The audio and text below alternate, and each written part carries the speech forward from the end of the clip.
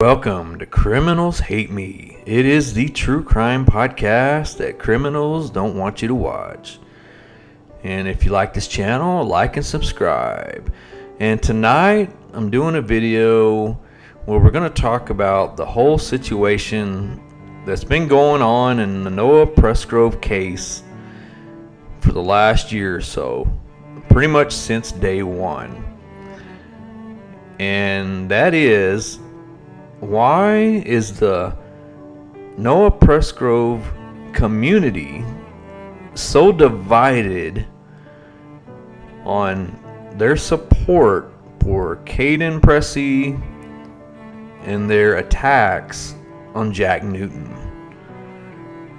Because that's pretty much what's been going on this whole time. And so I figured that I should just break it down, especially with all the recent developments going on. We'll get to that update and talk about that at the end of the video with my final thoughts and on how that changes everything. But we're going to lay it all out from day one of why this narrative has played out in the case. Because a lot of people don't understand why it's been going on. But it's really pretty simple. So we're going to lay it all out, okay? So let's dive in. So basically, this has been the narrative throughout the whole case from day one, is that Kaden did everything right versus Jack's hiding something. That's basically what's been going on, okay? And we're going to dig in and explain all of this, of why that narrative has been going on. But this is basically it in a nutshell, okay? And here's the question of the year. Why does the true crime community rally behind some voices and vilify others? Today, we're going to dissect the divisive reactions to Kaden Pressy and Jack Newton, two key figures in the unsolved death of Noah Presgrove. Why is sympathy reserved for one and withheld from the other? And with Kaden Pressy, it's pretty simple. There's pretty much like a sympathy magnet going on within the Noah Presgrove community for Kaden. And let's break down all of the reasons why that occurred, okay? So Kaden wrote a voluntary statement about what happened at the party because everyone was in the dark about what was going on in Noah's case, and they wanted more info, and they were waiting forever for the autopsy to come out. But here's the thing, Kaden didn't write that statement until May of 2024, and that was after the autopsy came out.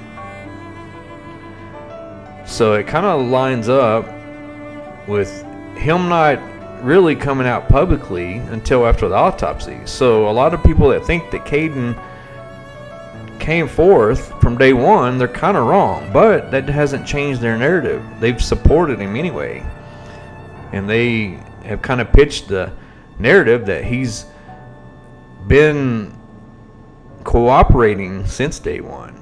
But he really hasn't. It's really since May of 2024. And then he did the public Partners in True Crime interview. That was another big thing that got that magnet going for Kaden, where everybody loved him. And also he did two separate private police interviews. He cooperated with police. He states that he went to Zach Wright early on in the case and sat and talked with him for a while. And then we know about the other 2-hour interview that I have here on my channel that he did. And so when all that came out, it gave Kaden a lot of sympathy, and everyone trusted him and believed him, and they felt that Kaden was trying to do the right thing. Okay, then you have Kaden's mom's involvement, where she was claiming that they could provide phone forensics to help verify Kaden's timeline. Y'all know the timeline where Kaden says that everything started at 5:15. But everybody else is saying that everything didn't really start till 5:53 when Tyler Hardy made the first 911 call. But Kaden's trying to claim that people were at the scene doing some shady stuff starting after 5:15 when they got down there about 5:21 or whatever. But supposedly Alicia had the phone logs and the phone forensics where she could prove Kaden's timeline. So all of the above made Kaden look like a cooperative witness, not a suspect at all. Everyone loved Kaden. He was doing everything he could do to help solve the Noah Presgrove case. And then we have Jack Newton, who is known as the reluctant figure. And that's due to his publicly perceived delayed involvement in the case. His reluctance to speak publicly initially, and the public perception was that all the talks and interviews and stuff that Jack did, it seemed like he was pretty much forced to participate in those. Like he really wasn't doing them willingly. Like if you listen to the Partners in True Crime interview, it sounds like he's very reluctant, and standoffish and very careful about his words. And then there's the claims of a past polygraph test, but there's no proof provided that he actually took a polygraph. And then you have Kathy Bingham, the PI, saying that she has info that Jack actually didn't pass the polygraph fully, that it was inconclusive. But we don't have any proof of that either. So the Noah Presgrove community has basically been calling for Jack to just release the test results. Now, I don't know if that's possible. I don't know if that's legal. I don't know if law enforcement will let him or lawyers. I have no idea. But this is just what's going on in the case, and it has been going on from day one. This is how everyone sees Jack Newton, that he's just been really reluctant to get involved. And I know that the Klan and BBC has said otherwise. They said that these guys have cooperated from day one, but they were attacked. But I really haven't seen that. I think that they were attacked because they wouldn't participate. That's kind of what I'm seeing. And so the other public skepticism is that people are asking, why hide if you're innocent? Okay, because that's kind of how they see what Jack's doing, that he's been in hiding. Okay, but if you talk to the Klan, he's just been busy working. He has some kind of job where he travels a lot and he's always out of town. So who knows what the truth is? But the public perception and skepticism is he's been hiding. And so that makes a person look guilty. And where's the polygraph report? They're just going to keep always asking that over and over and over. And the reason why is because that is contrasted with Kaden's transparency.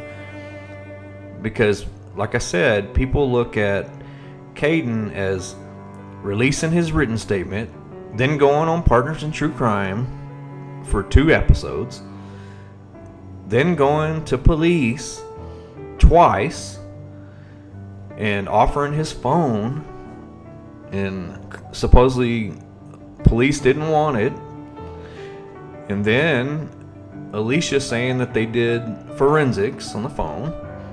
So you got all of that. It looks like Kaden is being transparent, but it looks like Jack is not, since he won't release the polygraph report and he's not doing as many public interviews as Kaden has. So that's kind of just the public skepticism that's going on. Whether it's true, whether it holds water, it doesn't matter, because public perception is everything. So now we just get down to the big question here. Why defend Kaden but attack Jack? And does coming forward first inherently make someone more credible? Does Kaden doing everything that he's done in the beginning, supposedly, which actually started in May, but he claims it was from the beginning, but does doing all that, public interviews and cooperating with police and offering up your phone, forensics, does that make you look credible? And I guess the answer is yes, if you base it on public perception. And how does proof, examples, phone forensics versus unverified polygraphs, shape the perception? And it shapes it exactly just like I said. People think what they want to think. So if Jack would have came up with his polygraph results, that way people can see what kind of questions he was asked, because a lot of people are thinking maybe they just asked him the standard 5 questions. What's your name? Is your name this? Is the sky blue? Yes, no. Do you live in Terrell? Yes, no. Basic questions, yes, no. Instead of doing a deep dive on, do you know what happened to Noah? Where were you that night? Were you really sleeping? You could go on and on and on and ask 100 questions. But polygraphs really aren't like that these days. What you see on TV is not really what goes on in law enforcement, because they're worried about the legalities of being sued and people's privacy and all that. So probably just get the basic 5 to 10 question polygraph these days, just to get a feel for if someone's being truthful or not. But who knows, And are we punishing Jack for exercising legal caution? There's a lot of legal advice that says don't talk to police without a lawyer, and there's a lot of different legal advices out there. And if Jack exercises his rights, that doesn't make him guilty. But when you compare it to everything that Kaden did, public perception is Jack looks guilty of something. People just assume if someone lawyers up that they're guilty. But that's not always the case, guys. It's just being smart. And that takes us to the community hypocrisy that's going on. So true crime audiences often demand transparency, but they distrust those who lawyer up, which we just talked about. It's just something that happens.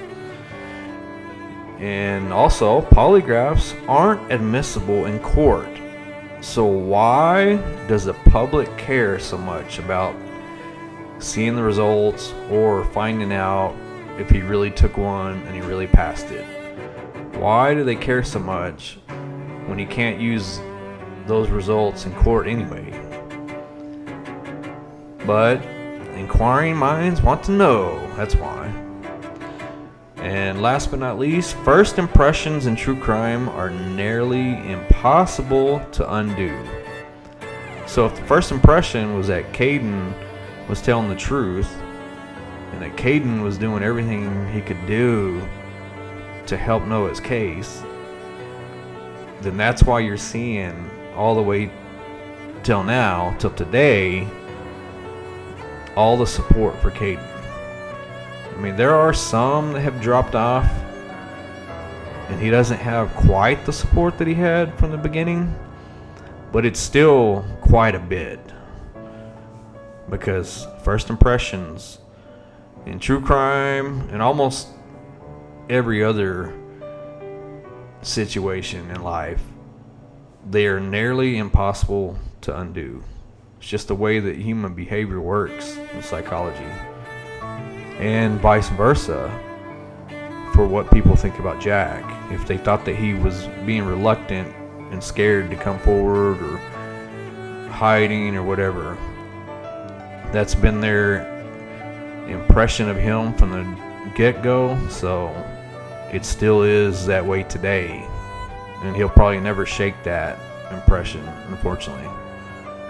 And that leads us to the end of the video. We have Kaden's openness versus Jack's caution. Is the disparity in sympathy fair, or are we missing critical context? And the bigger picture is how true crime culture rewards performative transparency over legal strategy. That's basically what we got going on. Kaden supposedly is the one who was transparent versus Jack using legal strategy. And we all know that BBC always talks about lawyers and the legal system and, you know, this and that, and that people were protecting the family and Jack and Bub and all them. So maybe that's just part of his legal strategy, you know. Maybe he had to do it that way. We don't know the situation, but it sure would be nice if he would talk about it, maybe explain his legal strategy. And we have the danger of mob mentality in unsolved cases. There's been so many attacks. I've been attacked. It's just, it's insane. And I know the family, the party host family, said that they were going to do a Netflix movie about how they were attacked and all these rumors and lies and gossip and how it ruined their life and ruined their reputation. I mean, what did you expect? Just because he was dumped a mile down the road, it doesn't mean that some of us aren't smart enough to figure out that something actually happened on that party host land. So, until this case is solved, the party host and all the land that they own will remain suspects in our minds.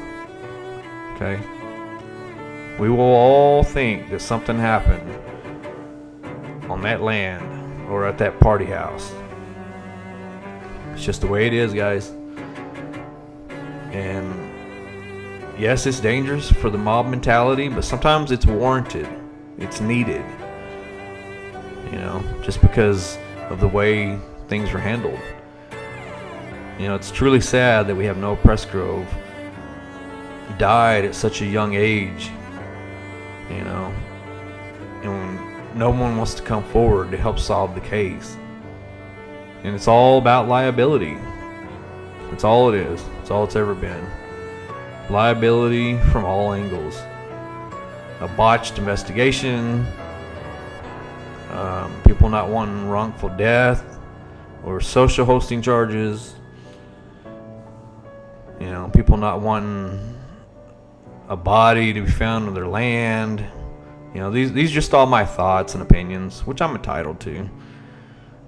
It's just what I think that's going on in the case.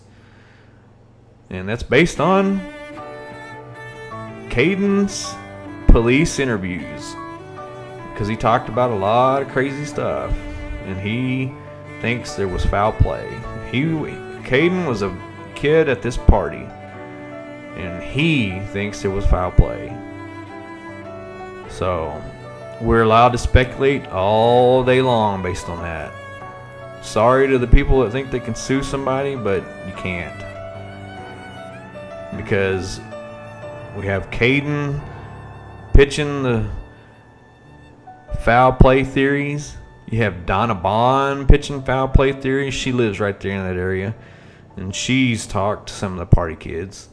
And she claims one of them sat right in her house and told her some crazy stuff. So as long as we have that going on, we're allowed to speculate all day long. Doesn't matter who likes it. Doesn't matter who's offended. Doesn't matter who thinks they've lost business or reputations over it. This is a death investigation. And it happened right there in Terrell, Oklahoma. There's not a lot of people there. So there's very few suspects that could have done something. I just don't understand why it's not solved yet. But that leads me to my closing thoughts on this. So I laid out everything that's been going on since day one, pretty much, about why people support Kaden but attack Jack. And these are all the reasons, everything I laid out. But now we've got Kaden pretty much admitting that they never did forensics on his phone. So his mom has been lying this whole time because she claims she already had it. It's something that was already done. She's already had access to the report. And she was supposedly supposed to send it to Noah's family. But I guess if you can't send it because you don't have it, now you got to admit that you've been lying. So that's kind of what's going on. And now Kaden's claiming he's trying to get some data requested from Apple, but I don't think he understands how those type of phone records work that are available to citizens.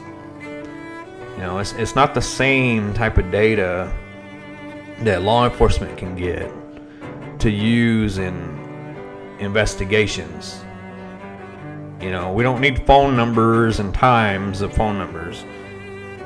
That's not going to help anything. We need like geofencing data.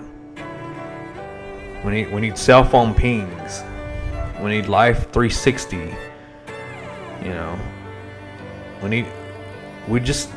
need a lot of proof and evidence that he's not going to be able to get. So I'm glad that he's trying, but I don't think he understands how it works. So it's not going to prove anything. We're trying to prove his 5:15 a.m. timeline where Jack busted through the door, then they were down at the scene around 5:21 or whatever. That's what needs to be proven with GPS geofencing data, cell phone pings. That's what we need, but that's not what we're going to get, unfortunately. But the crazy thing is, even though we found out that Alicia was lying and Kaden does not have the phone forensics, we still have people that support Kaden. Even though we know his timeline is now debunked because he can't prove it, people still support him. So it's just mind-boggling, guys. But that goes to show that public perception from the beginning usually sticks. If you support them from the beginning, you just don't want to be wrong. You can't admit that you were wrong, so you're going to stick with it. And then you can't tell someone like me, who you've bashed and attacked from day one, because I told y'all Kaden was not telling the truth, because I'm a great investigator, a great detective, and I use common sense and logic to figure things out, and that's what I did from day one. And I told y'all Kaden's timeline could not be true just based on the timing of the 911 calls. But no one believed me. And now that I've been vilified and justified and redeemed, nobody's patted me on the back. Nobody said sorry. Because you guys don't have it in you, unfortunately. and it's sad. But I'll keep doing what I'm doing. I don't know how much longer I'm going to be covering this case, because I'm tired of all the lies and the rumors and Kaden's timeline and the phone forensics being proven to be a lie is pretty much the last straw for me, and probably some others. And it's sad because we've invested a lot of time in this case, but we're not going to do it anymore. We're tired of it. We can't keep going on a case where not even law enforcement is trying. It's like everyone's just swept it under the carpet, even though they know there was some type of foul play and dumping of the body and staging the body, because there's no evidence of a hit and run, which is impossible on that highway. But nobody's doing anything. And I could solve the case right now, and it won't matter. It won't amount to anything. It won't progress anything, because I can't force law enforcement to do their jobs if they don't want to. So that's all I got, man. Like and subscribe, and I'll see you guys some other time.